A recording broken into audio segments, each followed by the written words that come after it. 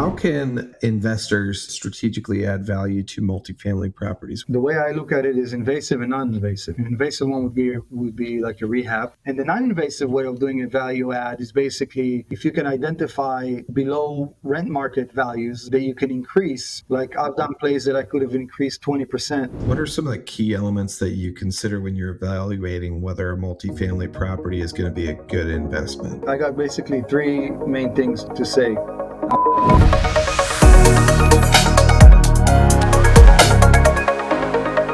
Welcome to Nursing Real Wealth. Today, we are thrilled to have Doron Levi, an accomplished investor with a diverse background. Doron is an ex-first lieutenant Air Force serviceman in the Israeli Defense Force, a multi-family developer, builder, and resort owner, and a private equity investor and lender. He has built and sold multiple multi-million-dollar companies and currently owns several businesses. Doron, welcome to the show. Hey, thank you for having me, Justin. Happy to be here.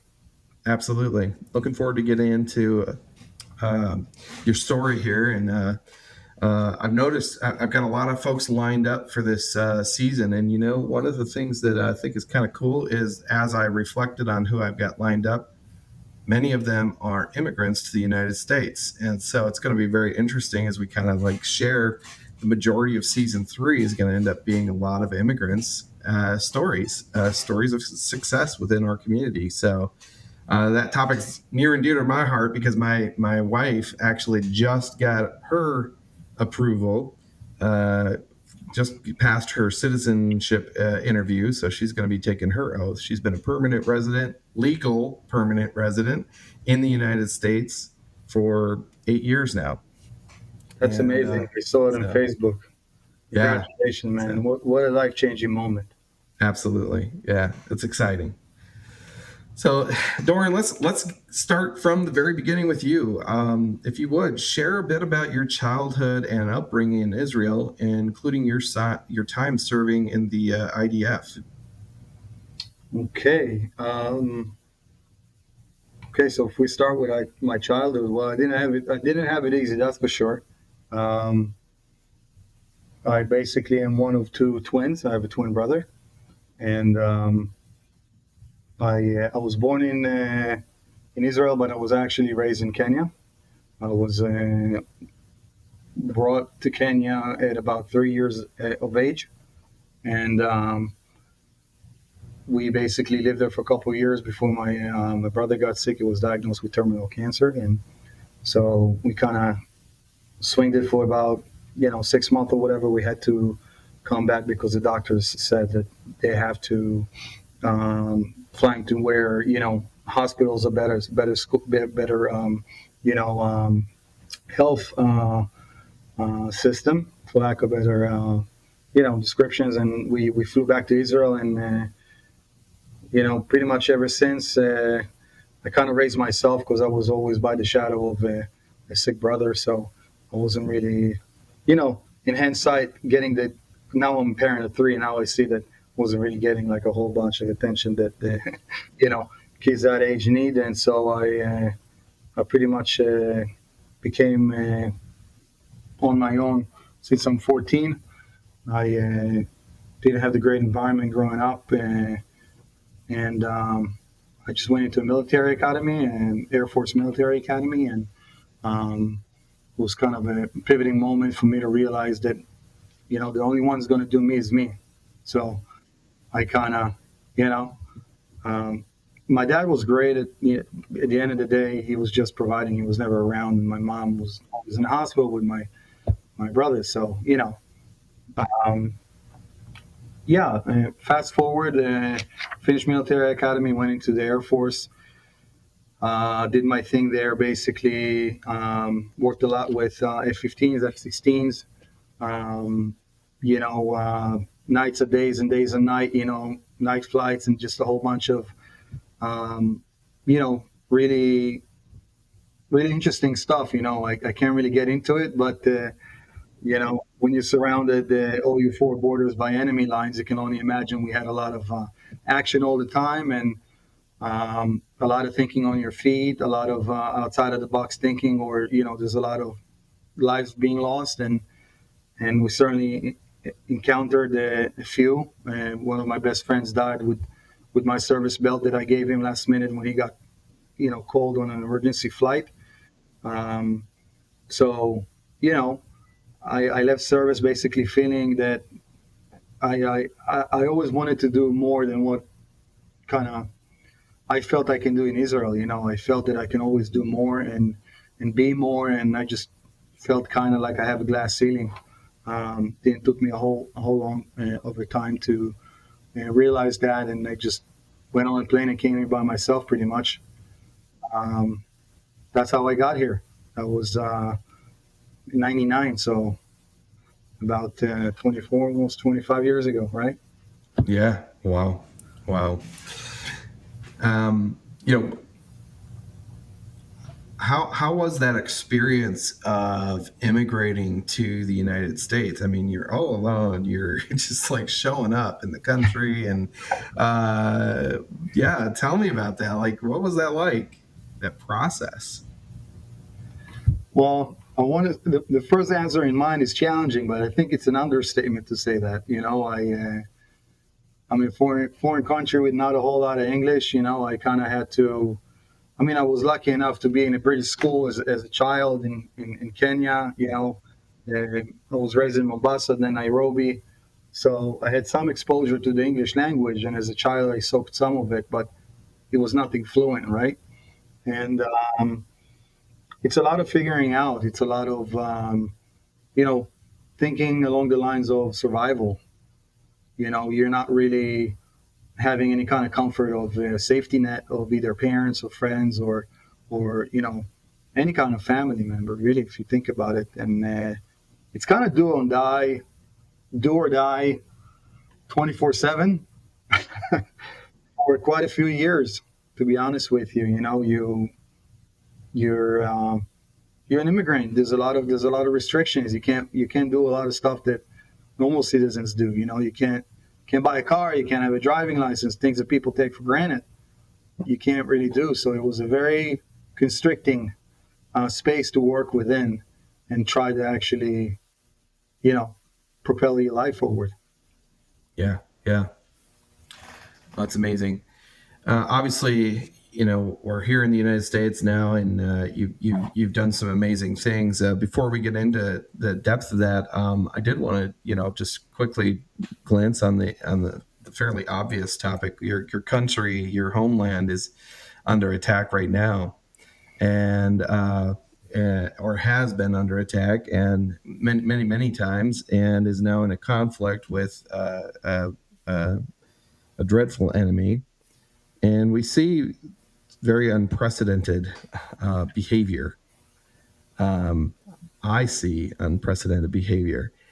You look back to 1940s and you see these almost surreal moments of people hating a whole group of people, intense racism, intense hatred, and you think to yourself, "Oh, that could never happen again," because we see so clearly that was so heinous and evil.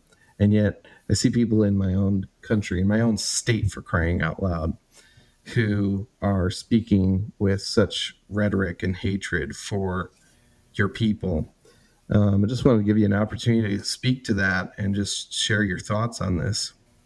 Wow, that's a really charged topic. I don't know that we have enough time to really get into the depth of it, but on a very high level, I feel that a lot of it is propaganda, and a lot could be said about who's fueling that propaganda and why are they doing it, right?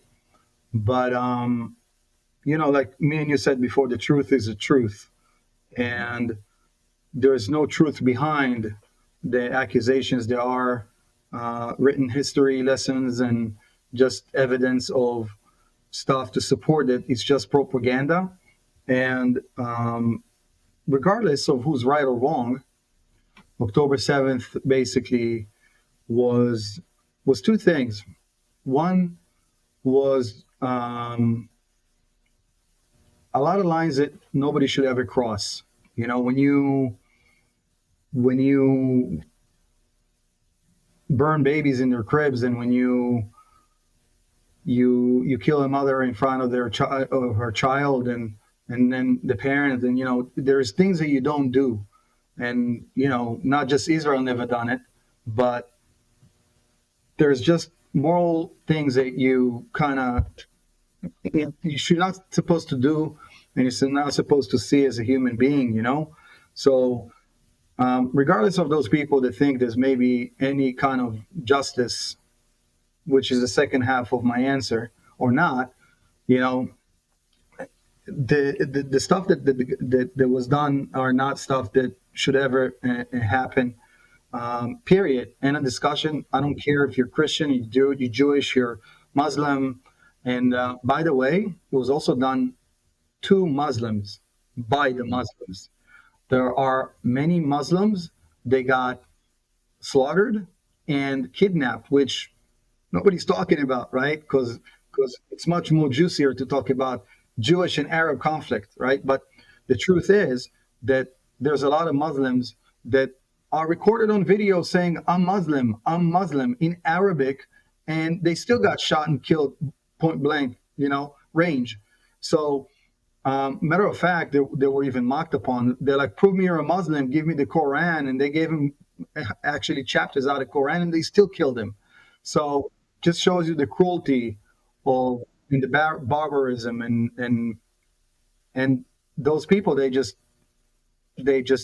it even for Muslims, and they've done it in Jordan, they've done it in Egypt, they've done it in other Arab countries where they were basically disowned, and they were not allowed to get into. And this is again history that a lot of people just don't know. So I feel there's a lot of ignorancy, and this is basically what's fueling it, the ignorancy. People are just not really knowledgeable enough to know and understand a lot of things, and that's why you see it in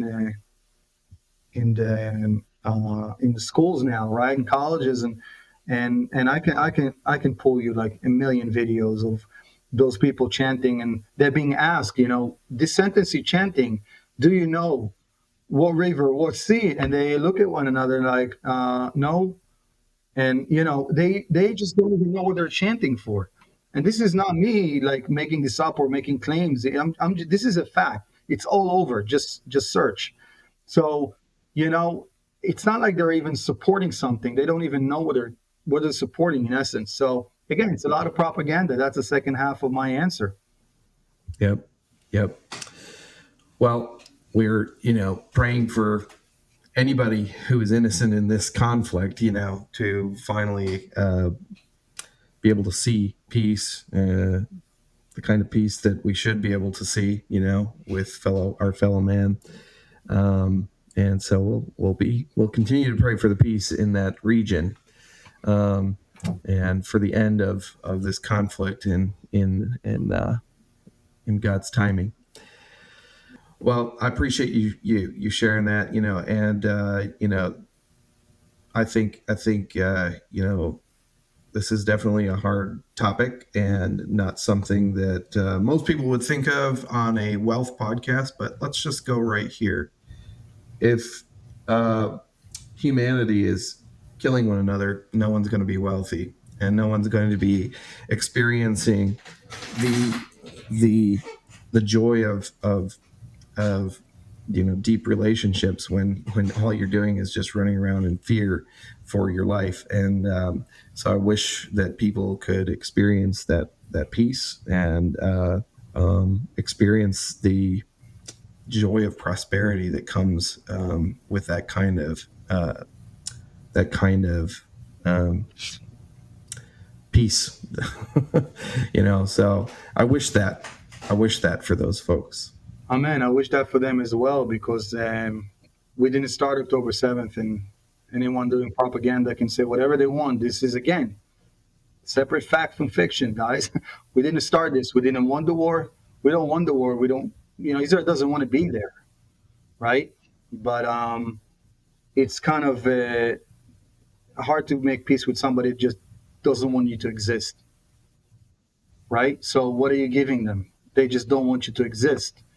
They're standing behind kids, and shooting, using them as human shield, and in Israel's basically standing in front of the kids, protecting them. This is just the basic understanding that people need to realize. There's evidence of missiles inside schools, inside daycares, inside hospitals. This is not Israel making this up. There's footage all over. It's just not comfortable for people to talk about that. But when you're shooting missiles out of school and then say, "Oh, the IDF, the Israeli Defense Force, is basically launching missiles at schools," right? Well, you're kind of missing the first half, buddy.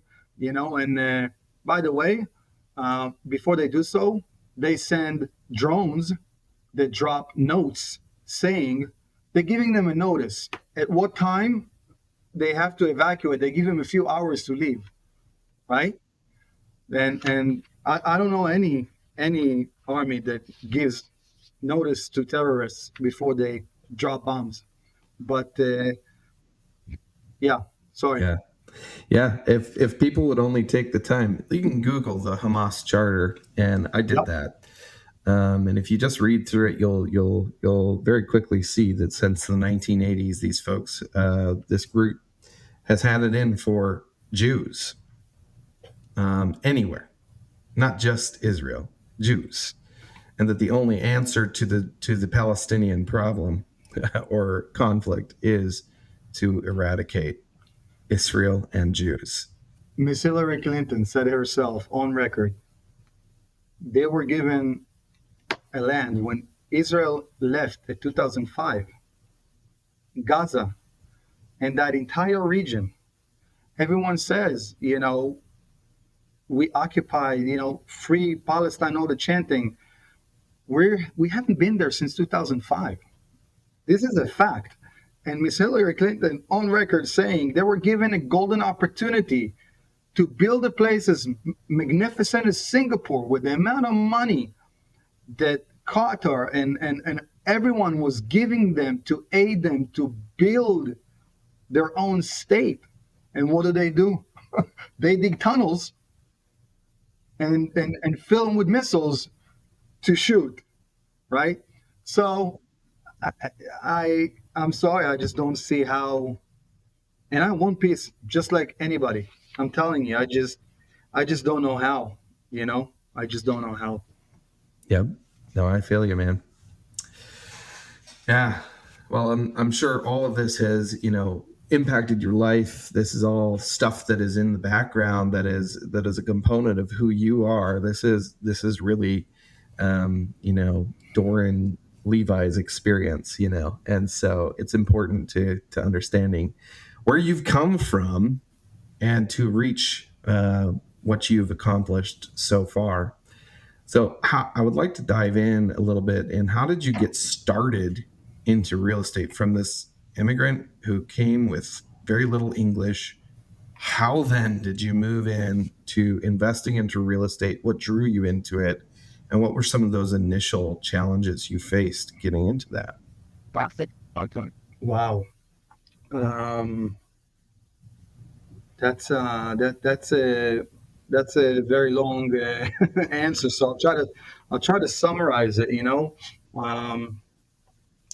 The first 5 years I did everything under the sun in order to survive, right? And that's just the reality. By the time I start getting my papers, and I wasn't a citizen then, but I certainly had a bigger capacity of driving a car and having a driving license. Then I just started getting into working for myself as a self-employed, and I started basically building my own business, and that's a part of that's the bridge to the real estate. So I'm not avoiding the question. I want to make sure you understand, and everyone else. I'm just kind of getting to the story of how I got into it. So that's the beginning before I got onto the bridge. That's where it started. And so I kind of done, some work for a big contractor in Philadelphia that did a lot of carpet cleaning. And what happened is 2007 rolled around, and when I used to do subcontracting for him, he came basically and he patted me on the shoulder and he said, "Well, nobody's cleaning their carpet now. You have yourself a good day. I'm shutting down. Best of luck." And so I just got my first house. I was, I think I was 27 or 28. Uh, Wife is pregnant any minute, is having my first baby, and I'm like scratching my head what I'm going to do. So I looked at another Israeli guy that was kind of looking back at me with two kids, 10 years older than me. Okay, now what are we going to do now? And well, we're going to do whatever we know, clean carpets. That's the only thing we know. So okay, let's open a company. Let's do it. All right, we're doing it, and you know, um, like anybody opening a business for the first time, it wasn't easy. And I was pushing as hard as I can because that's what I know how to do ever since I remember. And I was lucky enough to kind of be able to do some success. And every time I made 3 steps ahead with the business, he basically pulled the carpet under my feet and took me back. Fast forward about close to 4 years, 3.5 years. Um, I set him down. I told him, "Listen, Joe, we got into this as friends. I want to, you know, we're in $350,000 debt. We almost went under a couple times. It's not working out."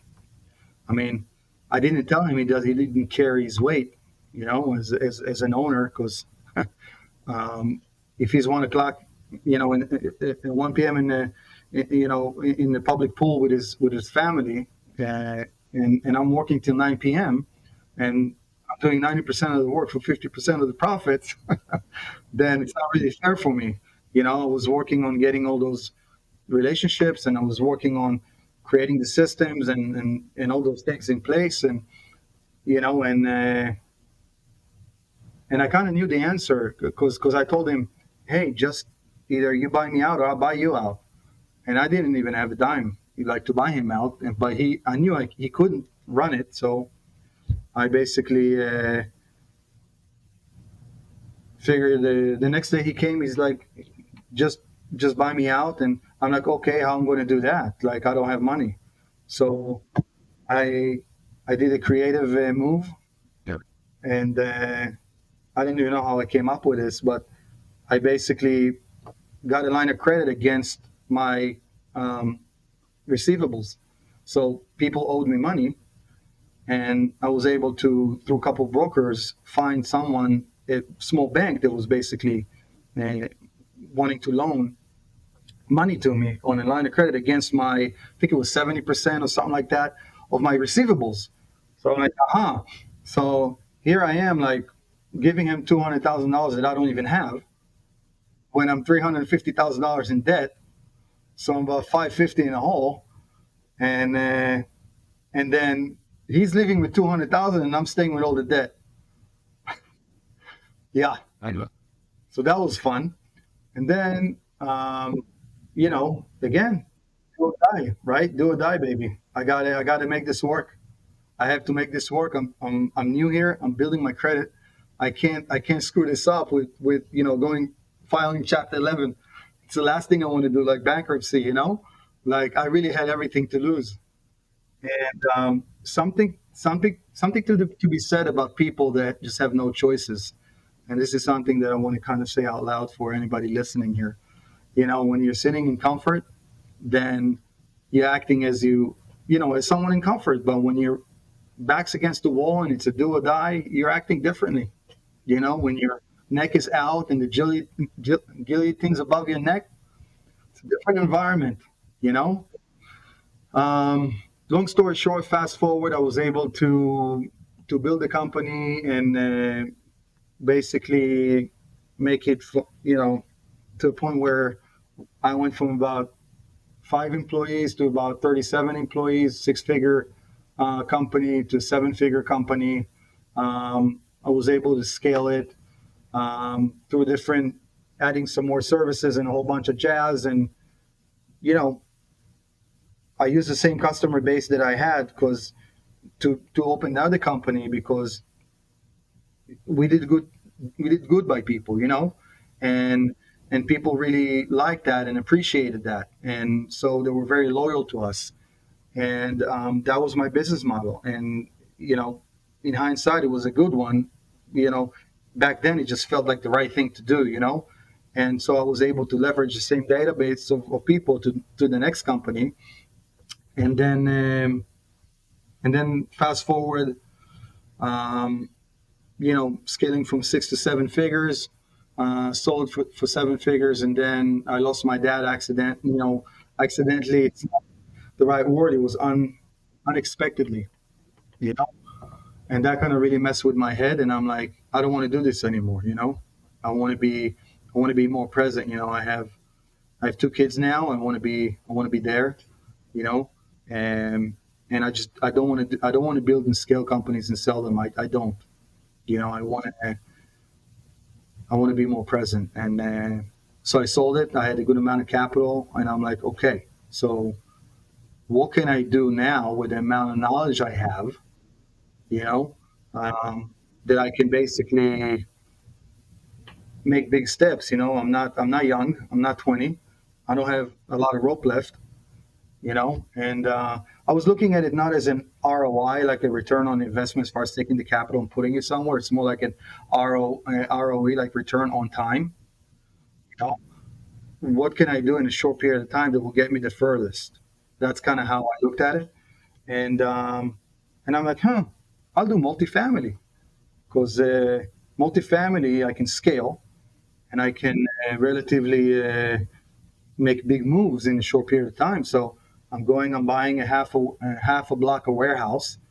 I'm knocking it down. I'm basically subdividing it. I'm doing land entitlement, and then I'm selling half of the land for whatever it cost me for the entire warehouse. So I brought all my money back, and then I took the money and I basically used it as a construction loan, to put down as a construction loan, and I erected a 25-unit complex building. Uh, Mind you, I never did a fix and flip. I didn't do any kind of construction in my life. Heck, I couldn't set apart a 2x4 from a hole in the wall. I just But I looked at it as a business, because at the end of the day, multifamily is a living, breathing business, and so did the construction phase. I looked at it as a business. I was running it lean. I had good systems in place. I was running it efficiently, and because I had the backbone of what I've done in the past, I was able to relatively, quickly monetize on the multifamily play. And then, a couple of years later, when I'm done with this one, like it was about 2 years, a little under even. I went back and I actually bought the other half back, because the guy never did anything with it, and I put another complex there. So that's kind of how I started. Yes. Um, I think it was like 2017, I think. By the time I finished, you have to remember, every cycle of development is about, it can take 2 to 3 years. So, but once you have the first one, you kind of have a proof of concept. Then I want to kind of say you're starting to have an appetite, because I'm like, you can tell yourself, okay, I can do this, and that's kind of how it looked in my mind. Yeah. Wow. Wow. I'm curious, with no construction experience, no real estate, experience per se. I feel like that's a big challenge for a lot of folks. Where in order to find funding as a newbie, so to speak, diving into such a large project, how did you swing that? Yeah, that's a good question.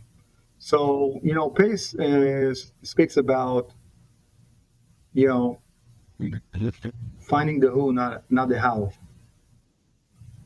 Construction is not, and I'm sorry if I don't mean it in any bad way. It's not rocket science. You know, it's not like you can learn that And I basically started researching. I started learning. I started like anything I've done since I'm 14, which is figuring out the parts, how they connect, and the mechanism that gets them moving. I've done the same exact thing. It's like, for me, it's not new. It's just different parts in a different machine.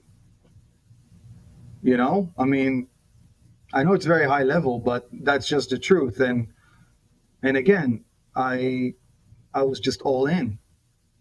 I have a high risk tolerance, which not a lot of people have, but that certainly helped. When I took all the proceeds from the last business I sold, and like a casino, I basically went all in. You know, some people might think it's not smart. Some people might think it's even stupid. But I just kept gambling, like betting on myself. And it's not to sound cocky. It's just that, you know, do or die. You just gotta, you do or die. It's just like that mode was in me so many years, you know, half of my life, if not more. And that's kind of what I always fell back for because it's my DNA.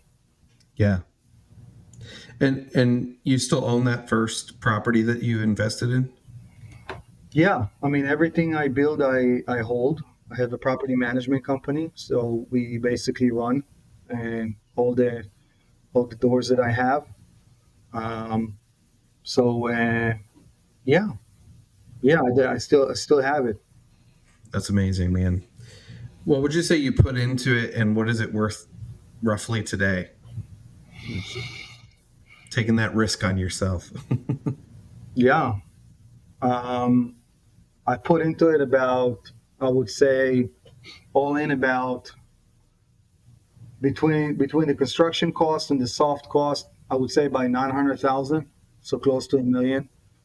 Um, and like the acquisition was about 600 some, and then all the soft costs to develop everything.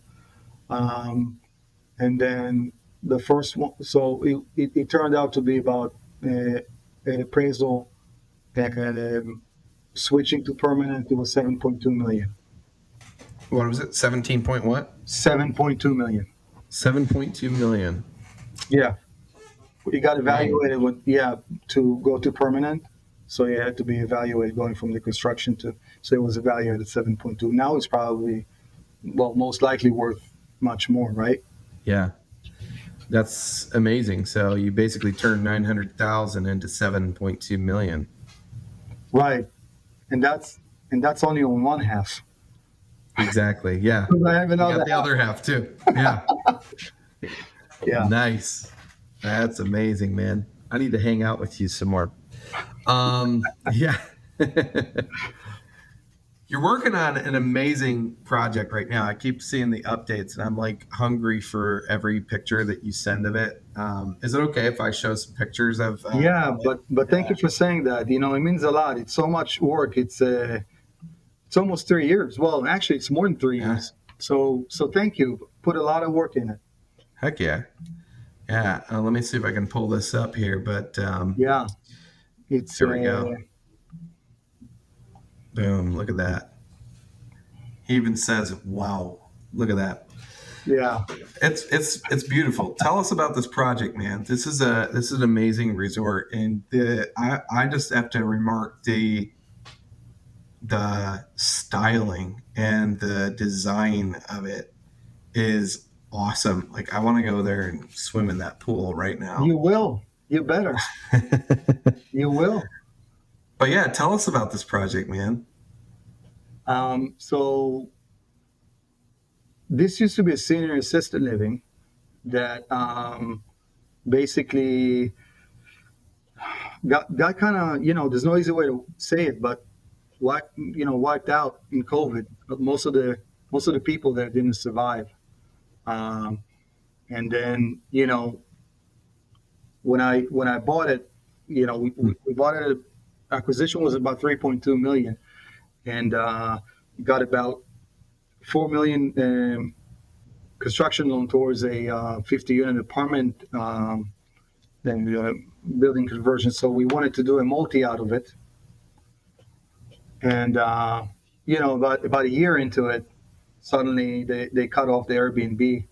Um, they said, in Philadelphia, they said you can't do any more Airbnb. So, I started thinking about that fact, and I'm like, okay, so, I'm looking around, I see all my friends are basically, everybody I know in real estate just dumping their real estate, their apartments and just running for the hills. And I'm like, where is all the short-term stay people going to go? Like where the, short and mid-term are going to go? And then I kind of recognize if it's going to be a void in the market, right? Because Philadelphia is a very, touristical proper, area, and a lot of people come for the hospitals between Chop Hospital and Temple University. There's a lot of traffic into the city, So I'm like, let me try to pivot here and make a hotel out of this, and start a very long process of variance. Eventually, was able to get a hotel license, and then got an additional $4.5 million loan on top of the $4 million I already had, to do the conversion for the hotel. So I was about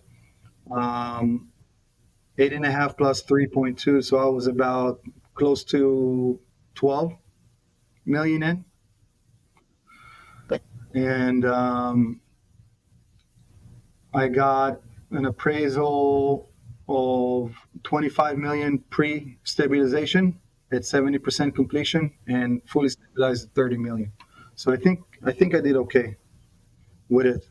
But it's a very long process because it's an historical building, and there's floor on floor on floor and wall on top of a wall, and a lot of asbestos and a lot of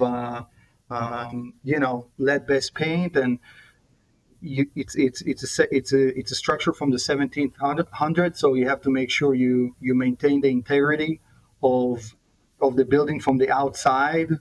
It took just 6 months to approve the windows. But listen, I poured all my development relationships into this. Like I have a lot of relationships from overseas. Like I get my cabinets from Turkey. I have a lot of stone coming in from Greece for my project that I do in the multifamily. This build basically got all my vendors, like stuff from Italy. I had the pool flown in from London. The design team that I have for this hotel, they're all from Europe. We're going for a very unique model that yet to be seen in the U.S. I'm kind of, frankly, creating a footprint that if I'm able to pull this off, which, cross my fingers, it's not over till it's over, although I'm a few weeks from opening, then I might actually even duplicate potentially. But we'll see. I don't like to talk, too much about things before they're done. It's bad luck. Sure. Yeah. But yeah, man, it was a lot of work. Like I said, it's over 3 years, and I'm right at the end of it. That's amazing, man. You kind of alluded to some of the unique challenges that were involved, having to pivot in this project.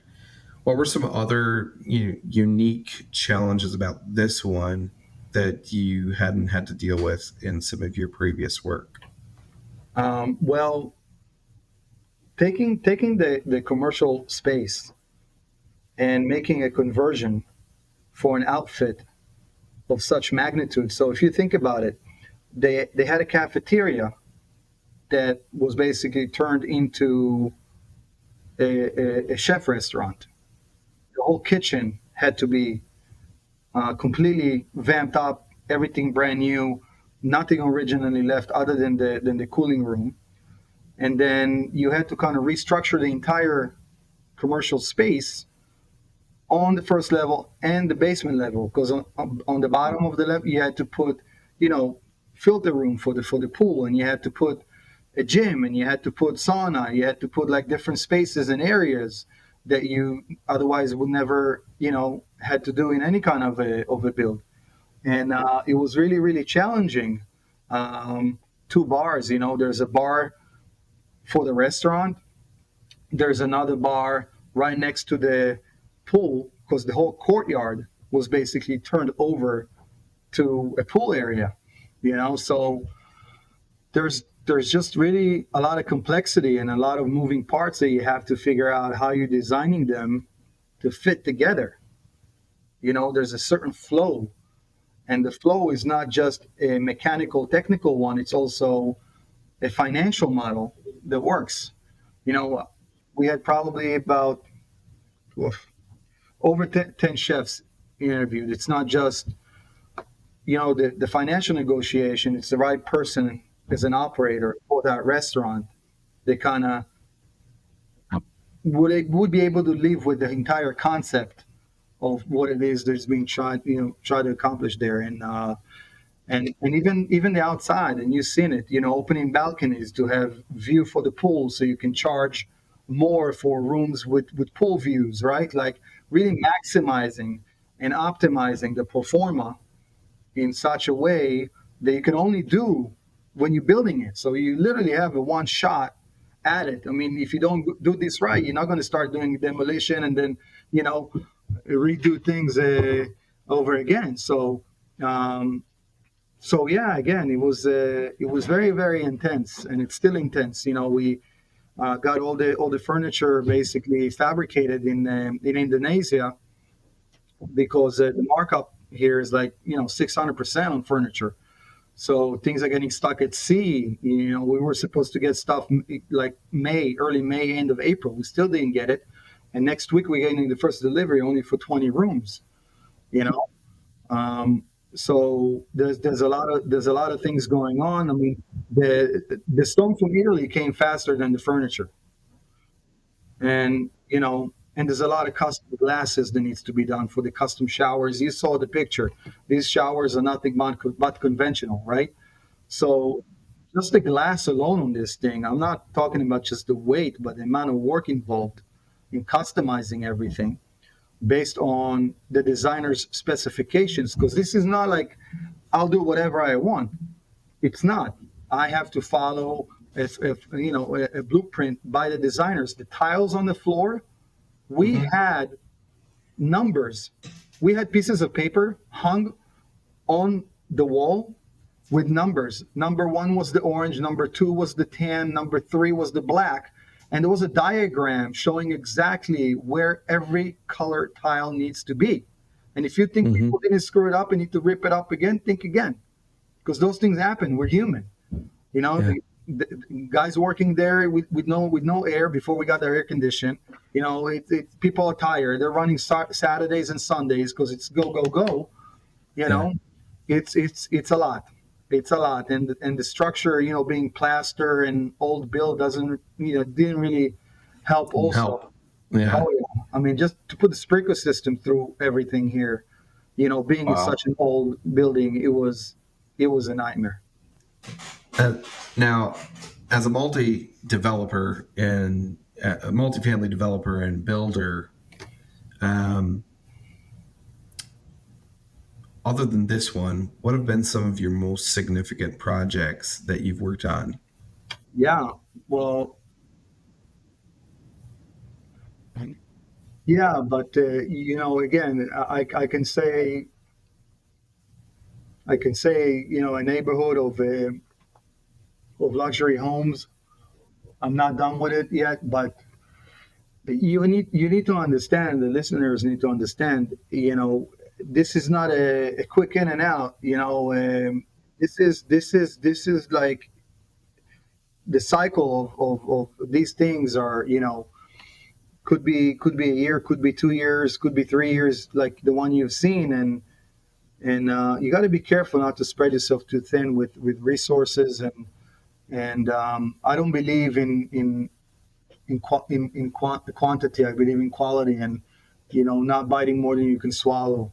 I certainly made mistakes earlier, in my career, in different things I've touched in business, by the way, not in real estate yet, touch wood. Hopefully it's going to stay that way. Um, that, taught me just that. And just to drive value to this conversation, not just that not anything that shines is gold, but sometimes the best projects are the one you're not taking. You know, there's a lot of people taking stuff because they think they can really monetize on them, and it's a Pandora box. And sometimes, as nice as it looks like as far as like profit goes and opportunity, sometimes the best thing you can do is walk away. And that's why I say a lot of no's. For every yes, I probably say 10 no's. And it's only to consider. And after I consider, I probably also say no to it because I'm very picky where I put my time. And people, I think, are kind of missing out on that because there's just so much abundance out there. You don't really need to just take stuff, and you don't really need to. And I know you didn't ask me, but I think abundance. I think about good business practice and bad business practices. And some people are not doing the best business practices, and I'm just thinking there's no need for that. There's so much opportunities, and there's so many good people out there. You have the choice of just choosing differently. It's not like, and this is a guy that needed to do things to survive, and I had, any reason to do bad business practice just simply to survive, when I started, and I still chose not to, you know. So that's just something that I feel that I want to tell you when I think about abundance and choices. Yeah, that's good. Diving into a little bit more of the practical side of this space, what are some of the key elements that you consider when you're evaluating whether a multifamily property is going to be a good investment? A ground up or an acquisition? Let's go ground up. Okay, there's a lot of market analysis that needs to be done, and I believe in doing a lot of homework before I pull the trigger on anything. Even before I draft an LOI, like some people just flood LOIs and they throw so much spaghetti on the wall and see what sticks. Um, Sometimes I'll do that, but I wouldn't do it certainly as much as a lot of people that I know. But there's a lot of, if you're asking me for pointers, a lot of work that you want to do on the, you know, in the beginning stage that can save you so much trouble, work, and potentially even a bad deal. Um, like demographics, like market analysis. Who else is basically competing for your customer, right? Like if you know you're looking for this type of clientele or this type of customers, who else is in the neighborhood targeting them? How much they're charging? What are the amenities they're offering, right? Uh, I've done extreme things as calling the offices even, you know, and I ask people in my office to literally get on the phone with the girls in listing offices and get to, what are they getting for the rent? Is utilities included? Are utilities included? So, you know, price points, just a lot of research. I believe that knowledge is power, and the more research you do, the more knowledge you have, the better decisions you make. Mm-hmm. And how about shifting into acquisition? Because I know you do that as well. What's some of the key factors there with an existing property? Yeah. So on the acquisition side, um, I got basically three main things to say. Uh, when people give you when you're doing due diligence and people give you like the pro forma and the T12, the T12s and the rent rolls and all that stuff, doubt, doubt, and doubt, right? Yeah. That's the best advice I can give you. Nothing is what it appears. Don't believe anything, and even if my brother or my family member is going to sell me a multi, I'll still ask a bunch of questions, and I'll go back and forth, and you have to validate the information being given to you, and you can get really creative, and a lot of people just ask for leases, but I don't just ask for leases and I cross-reference them with a rent roll. I also ask for bank statements. I want to see how the money travels, right? So if you're telling me that you're getting $500 a room and you got 100 units, I want to see that lump sum going into your bank account. And I want to see it constantly, not 1 month, right? And then what else I want to do? I want to look at your expenses, and I want to make sure that your expenses are what you're saying they are, and they're not much greater than what you're disclosing to me. Because if your expenses are more than you're disclosing to me, what does that tell me about my profit, right? Because if I'm making $1 million a year, and you're telling me the expenses are only 200, then I'm expecting to have 800 after expenses. But if they're 400, then I'm getting much less. So I always check income taxes. I check 3 years back. It sounds a little extreme, but I don't care. One thing's for sure, people will want to write off their expenses with Uncle Sam, right? So I wish somebody would tell me that, but you ask me for pointers, and I'm trying to drive value, so I'm kind of giving you some secrets here, and I can't tell you how many times. Matter of fact, I'm doing a due diligence now that I found, hold your chair, $426,000 of expenses that were not disclosed. Yeah, true story. Where? On the income tax. Not on the T12, not on the pro forma. Yeah, on the income tax. True story. So,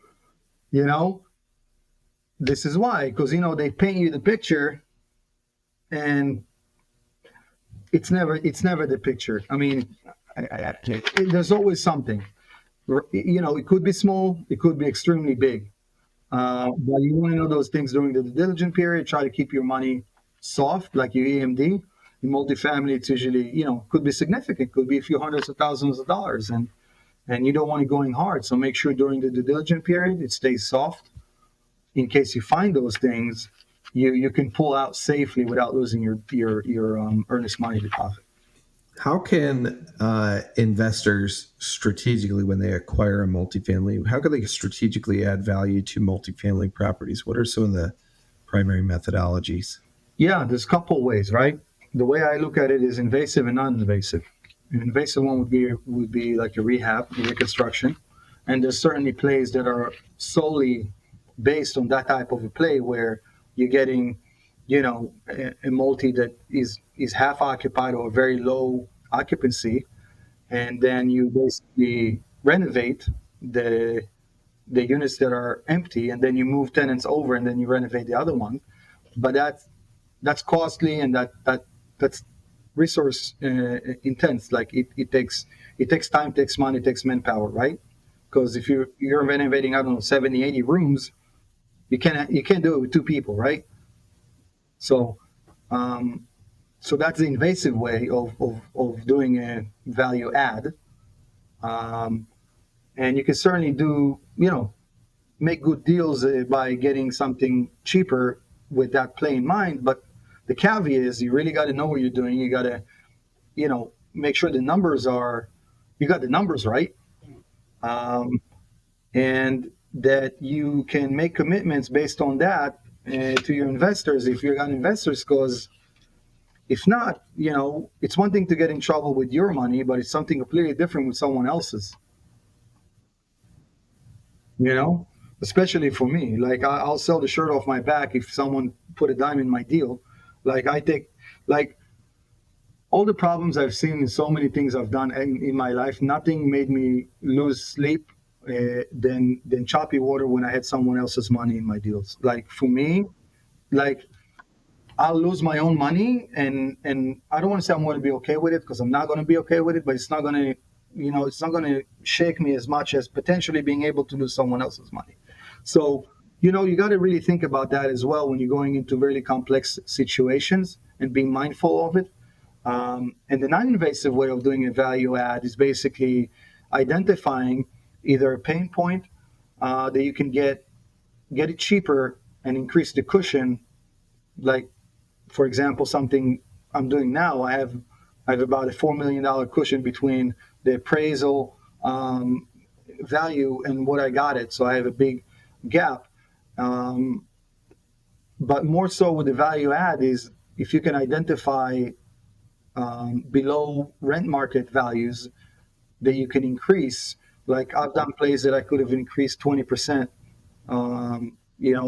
rents to market value, then you're automatically improving your appraised value as well because it derives off of the income.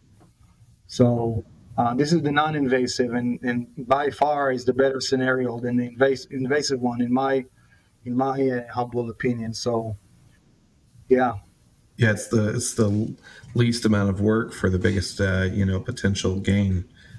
yeah, Yeah, absolutely. yeah. Anybody can work hard. I mean, we want to try to work smart, right? Exactly. Yeah, yeah.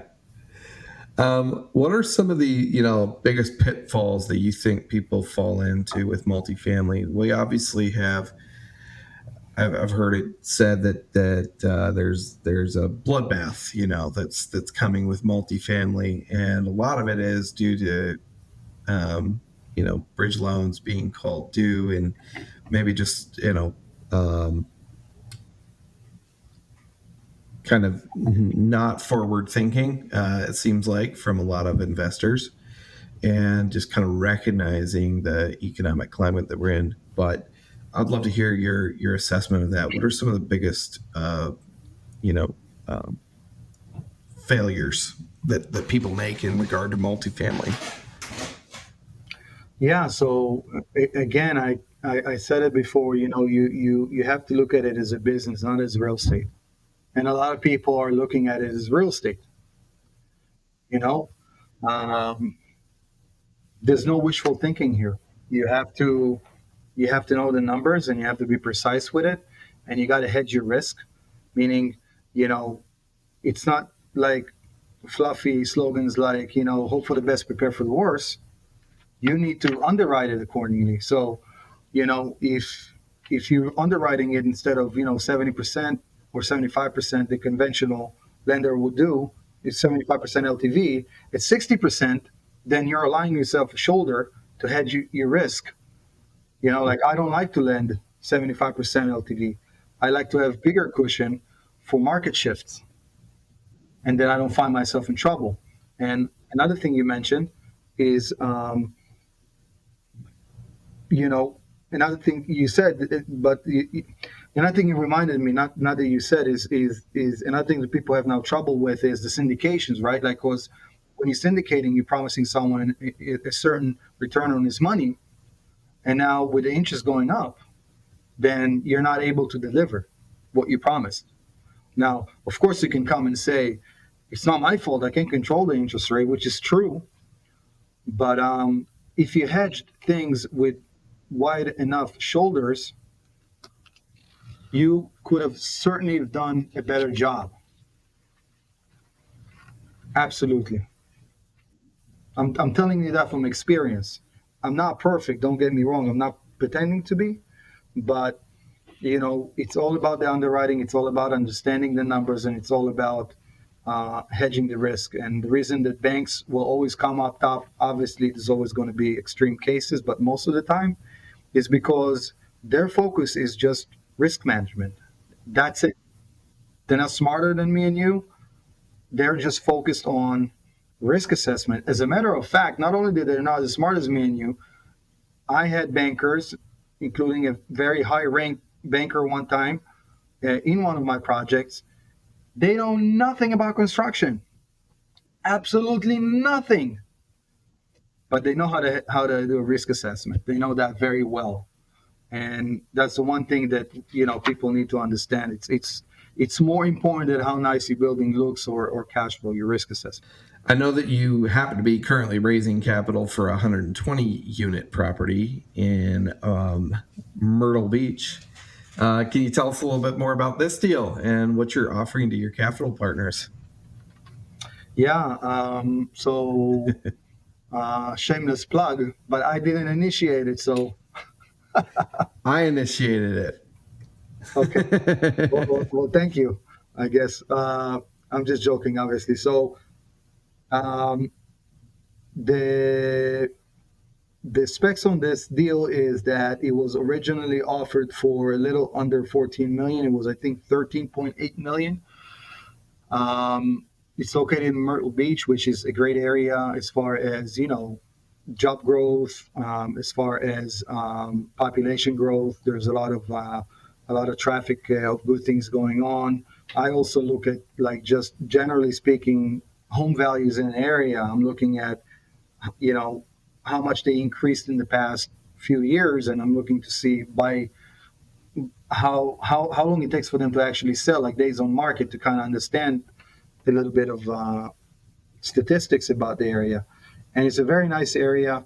um, I think I don't have the IRR numbers and things like that. It's not in front of me. It caught me off guard, but I can tell you that I was negotiating it down to 12.65, although an appraisal in hand at 15.5 million. So I'm coming in at a very high spread, which is something I always like to do. Like I said, increase the shoulders of safety. Right? I said it. This is it. This is literally it. You're not buying it at a 75% LTV. You're buying it at you know you're buying it at a much better price. And that's the first thing, the shoulders, that is very attractive with it. The second thing is that there's also a value add play because it's 20% below, close to 20% below market value as far as the rents go. And that is a really, really neat thing, because what I did, I basically made sure that, because it's springtime now, that the turnover will be at market value. So as I'm doing my due diligence and tenants are actually turning over, they're coming in at market value. So what I put on my agreement of sale, that renewals must be at market value, because I don't want him just to put people below market value, because I want him at a higher point. And what happens now, it's already worth more than 16 million. It's very close. It's either 16.1 or 16 million, because the rents are already increasing. So this is the efficiency that I was talking about in my bills, that I'm thinking of how doing as much as possible in a short period of time. So versus just taking whatever it is, and then once I have it, I start doing it. I'm already doing it, and it's not even mine. You know what I mean? Like, I'm already increasing the value. So it's a great property. It's an exciting opportunity, and within I think 4 years or so, 4 years is going to be over 20 million, and by year 5 it's going to be close to 23 million on the evaluations. So a lot of risk shoulder right there. Where, like I said, it's all about the underwriting, and make those shoulders. Even if there's any volatility in the market, you're still going to be good. Yeah. Yeah, yeah. And so you're raising capital for that. I'm assuming that is primarily for the entry fee, to be able to get into this deal. What is the capital raise going to be for? What's it going to cover? And then for those who are bringing capital, private capital, what's the offering there? Yeah, so I don't have the OM in front of me. If you have it, then you can give the offer exactly. But I mean, as far as the IRR and things like that, but um, I'm raising basically, um, I think it's 3.5 million or 3.85 million, and then the rest I'm doing just conventional. So the offering is 60%. Um, and it's a relatively short. It's not a five. It's not a conventional 5-year lend. It's actually a 30-month, which is a 2.5 years, because 24 months is 2 years, and 6 more months is 2.5 years. So in two and a half years, yeah, 3.85. In 2.5 years, you basically getting your money back, but up to that point, you're actually getting 60% of the cash flow and the equity. And then when you get your capital back, it kind of flops into a 40-60. So you're getting quote unquote only 40, but the piece that needs to be spoken about is the fact that you don't have any money in the deal. So in Yeah. essence, you're making infinite return because you don't have Yeah. a dime in the deal. Hmm. So, it's just a super sexy offer. And I believe in creating partnerships that are really, really beneficial. In other words, I look for people not to put money only once. I look for people to put money in a lot of other deals. So I'm actually giving them a piece of the pie, which a lot of people don't do. They Hmm. just give money for the duration the money's in there. And then they tell them, oh, your ROI is great, your RRR is great, cash on cash, income multiples and all that jazz, which is great, but it's up to the time they get their money out, then they're done. And I'm saying, no, if you're kind enough to believe in me and put money in my deal, then I'm making you my partner. And even if after I give you the money, you know whenever this thing's worth 23 million, you have still 40% of the upside of the equity and Dang. 40% every single month of the net income that thing produces. Yeah. Amazing. And yeah, pretty much. That's an amazing deal. So if you are listening and you have deep pockets and you're ready to go and dive into a great deal, hit me up. I'll get you in contact with this guy. All right. Well, that's an awesome deal. I do want to dive in. We're getting tight on time, but I want to hit on this topic of core beliefs because it's so essential. Pace and I had a great podcast about it, talking about the three things that every person needs in as an investor, and um, and we definitely got deep into this topic of what are your core beliefs and your practices that are so essential to your business. So, what are your core beliefs? What are your practices? What do you attribute to your success in business and real estate in that regard? Yeah, I mean, it's a really simple answer. Uh,